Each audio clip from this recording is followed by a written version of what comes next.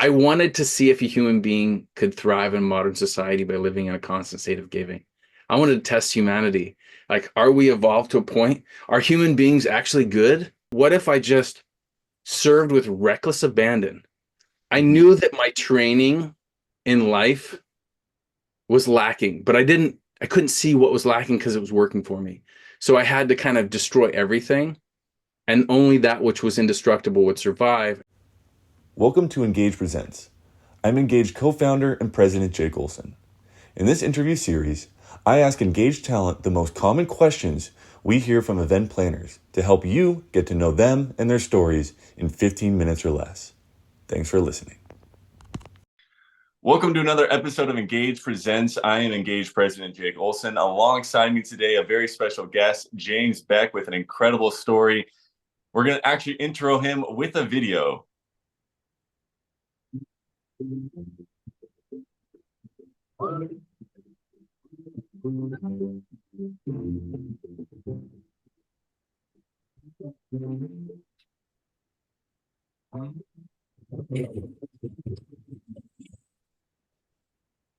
Did you say your name was?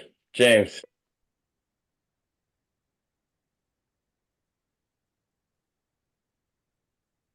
I'm James Beck. I'm doing a pay-it-forward social experiment. I'm going to all 50 states this year, serving one family in every state. And instead of asking something for my time, I just ask for people to pay it forward. All that I need is this moment. I've done everything from teach high school economics to rewrite graduate study professors' courses to babysit. As long as it's legal, I'll do it. You worked hard as I had both days.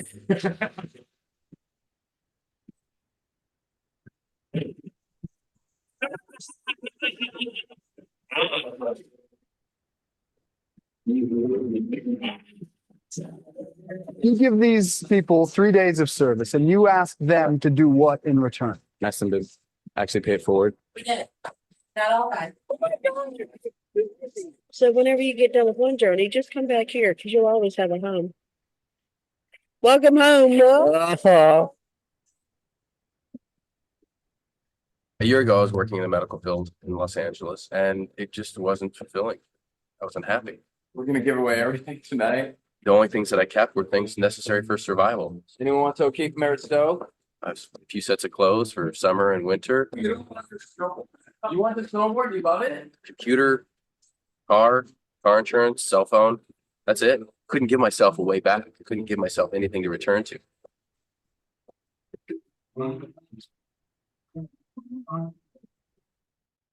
Jake, thank you for having me. James, what a cool story, man. It is incredible to see the courage that it took for you to do that. And we all get to now hear the lessons you learned from that, which is really, really cool. So just real quick, what graduate course did you help read? Oh, this is crazy. Okay, so I was in Idaho, and the person taught hypnotherapy, graduate level hypnotherapy.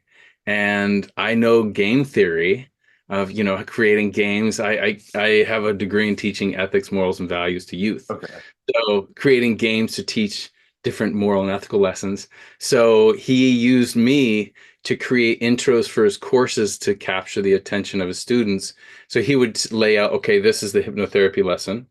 How do I capture their attention? I'm like, oh, well, you can do this, this, or this. I think I would do this, but these are also options.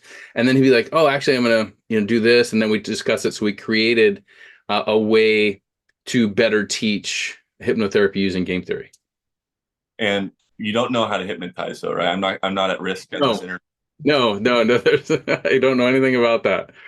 It was like, so that's what I do is using service to, when you serve another person, it releases serotonin, oxytocin, and dopamine. Pleasure, happiness, social bonding.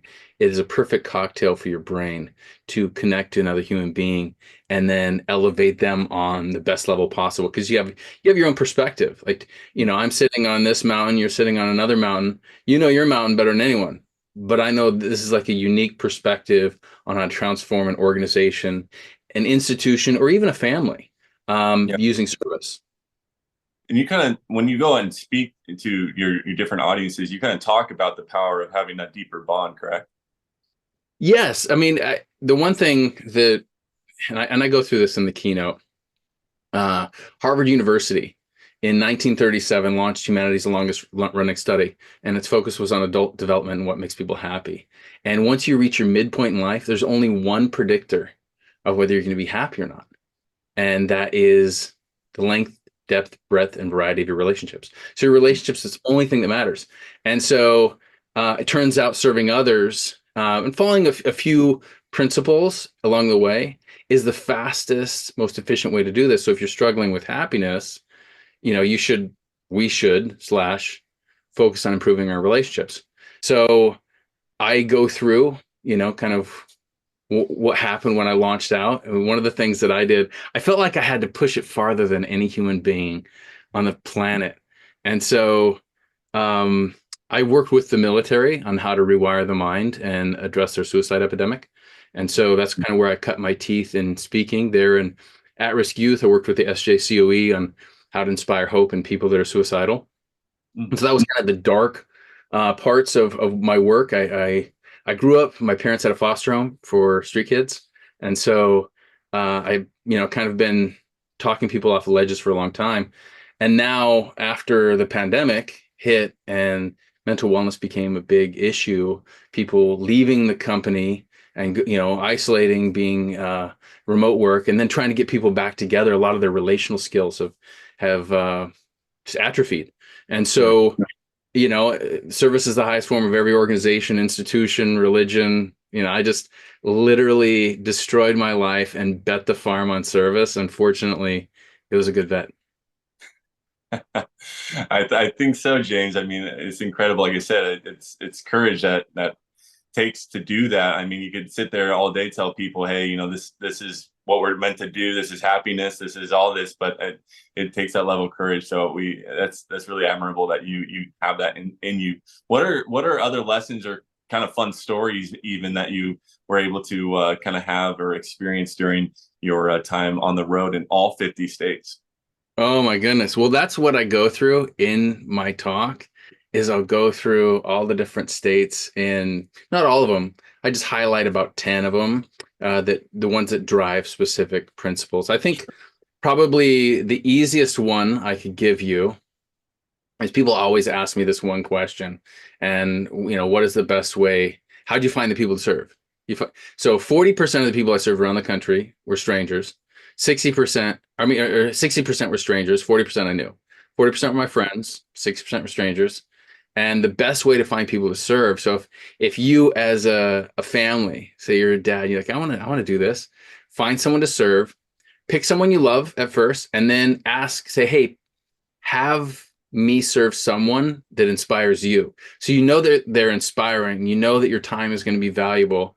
And this is how we plug in the 6 degrees of separation. So most people know what the 6 degrees of separation is. It's that everyone on planet Earth is connected through a network of acquaintances with no more than 6 separate links in between them. So in Tennessee, I stained a college friend's deck and I helped that guy write a speech. He set me up with his buddy in Wisconsin, and there I planned the 20th anniversary of a heart transplant. And after that dude set me up with his business associate in Maine, and there I painted her friend's mobile home. That lady set me up with her friend, Ed, in New Hampshire, and whose lifelong friend died when I walked in the door and I helped him grieve. Ed set me up with his cousin in Vermont, who had me give flood relief to the local community. So it was this constant, completely new, completely different. People would ask, how do I afford it? And, there's a lot of the same questions that get asked, but is there a buzz? Yeah.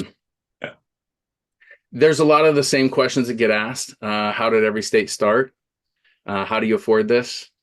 I wanted to see if a human being could thrive in modern society by living in a constant state of giving. I wanted to test humanity. Are we evolved to a point? Are human beings actually good or not? They may not be. I mean, I've known a few. Some are great, some are not.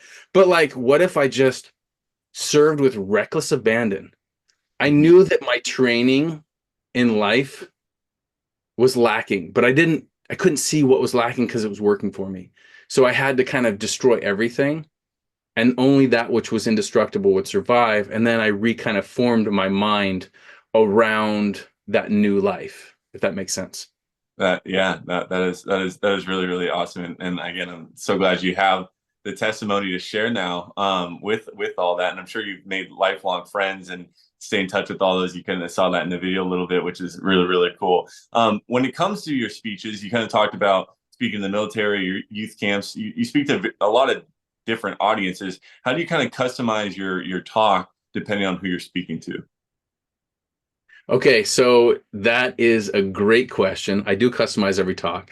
However, over the course of, I don't know, 30, 40 talks so far, I have streamlined the message to where I took away some of my personal story and had it be more about what happened on this trip around the country that would drive those principles home, that would actually make an impact in a company or for whatever company or association or institution that I'm addressing.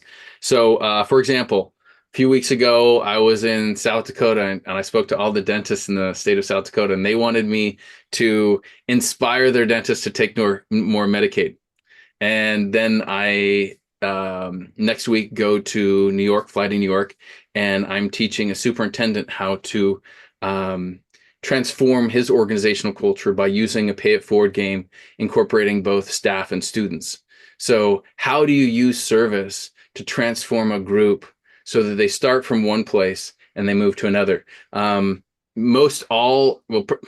much every school that has hired me, it's been, hey, we had a leader that was, did some things that caused some problems. We're trying to get the place back on track, repair some relationships.